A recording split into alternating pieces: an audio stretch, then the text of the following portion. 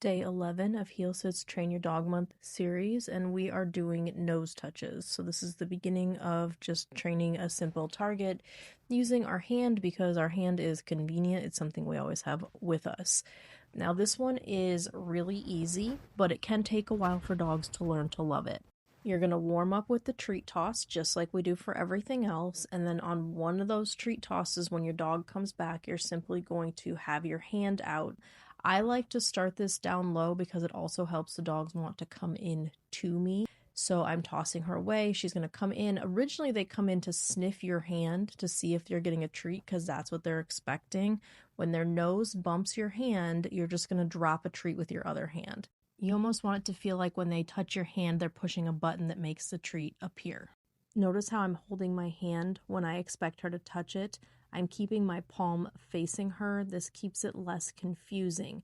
If my palm is facing up, then it's very similar to what I might want for a foot target or a shake behavior. I don't typically teach my dogs a shake behavior, so Gose just really thinks this is a nose touch behavior and even is offering a chin rest, which is adorable. Once they get the idea of it, you can start doing these moving nose touches, which is really useful in a lot of different scenarios.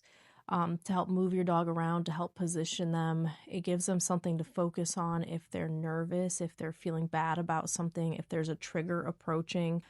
We use this to start a lot of trick behaviors. I use this sometimes to help tighten up our heels. We can just do a lot of things with this nose touch behavior. It is such a useful tool. But again, it might take a while for your dog to really learn to love it. I really recommend in the beginning keeping your hand somewhere really close so it's really easy. So they're almost accidentally bumping your hand with their nose and then the treat's coming very fast. That's going to really help drive your dog into your hand and let them catch on very quickly. Once they understand this, they do typically love it because it's so simple and there's so much you can do with it. You can keep it really loose and fun. Again, I'm not going to put a cue on this until I'm getting a very reliable nose touch, until I know my dog's very likely to touch my hand. And even then, I don't put a verbal cue on it all the time. Sometimes just my hand being there is cue enough.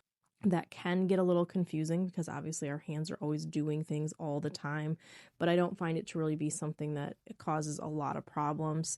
And I do find it a really solid nose touch helps to keep dogs from getting super grabby at hands. When they think that hands coming towards them just means they should boop it with their nose, they tend to be less grabby, less shovey.